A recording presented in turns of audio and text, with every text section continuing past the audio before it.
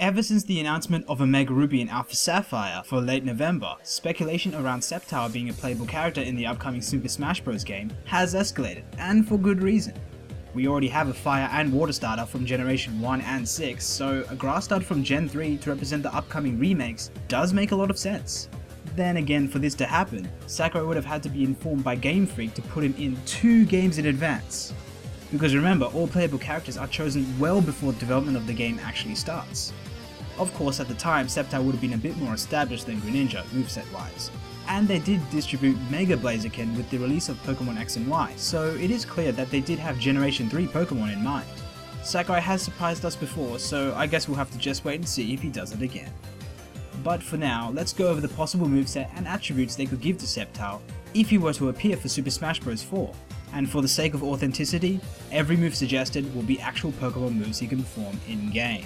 Now weight-wise, I think Sceptile would fit in between Charizard and Greninja as the middleweight, assuming Charizard returns as a heavy and Greninja as a speedster, since even Pokemon stat-wise he is in between those two in terms of speed.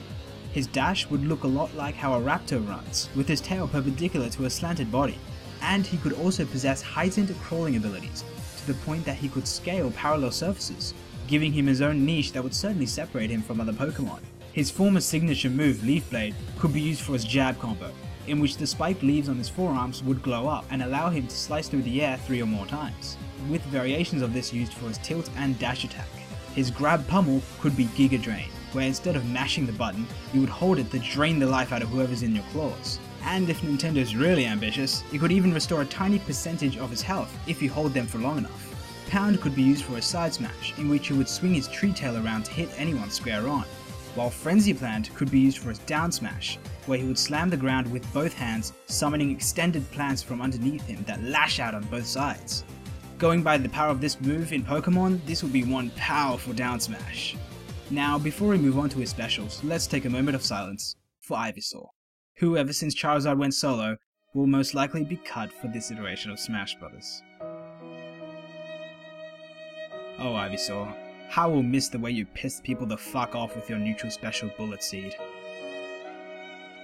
So just give it to Sceptile, so you can continue pissing people the fuck off but from the side. Solar Beam could also be used for a side special. Think Rob's neutral but more powerful, but with a similar cooldown time afterwards, because, let's be honest here, Rob, he had his moment of fame in Brawl, but I'm just not sure that'll continue for all 4.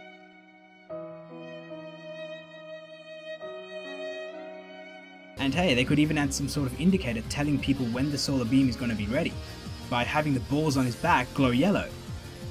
Leaf Storm can be a part of his recovery, where a tornado of leaves would erupt from underneath him, carrying him upwards, while Grass Knot can take its place for his down special, as a form of snare move that would deal damage or even ground them, like Snake's down special, because well, you know.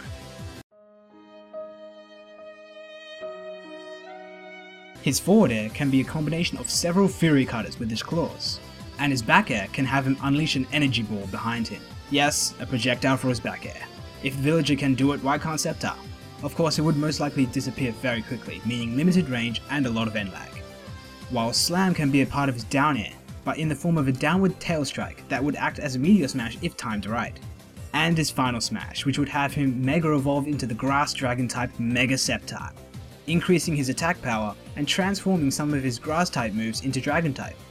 Dragon Claw could replace Leaf Blade, Slam would become Dragon Tail, Solar Beam into Dragon Pulse, etc.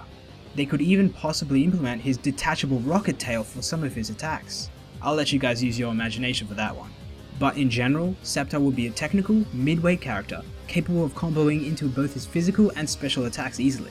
Though something tells me his inclusion would probably piss off more people than please, since that would most likely leave only one more slot for Pokemon, since I highly doubt they'd go to any more than 6 with the whole 6 Pokemon in your party thing. So it's either Jigglypuff or Mewtwo. Cut Jigglypuff for Mewtwo and you just piss off the Jigglypuff fans. Ignore Mewtwo for Jigglypuff and you just piss off the Mewtwo fans. They could put all 3, but then people would just complain there's too many Pokemon. So sorry buddy, you're screwed either way. But fanboyism aside, do you want Sceptile in the game? And if so, how do you see him playing out? Sound off in the comments below. Leave a like if you enjoyed it, and subscribe for more Things Smash Bros, and I'll see you all next time.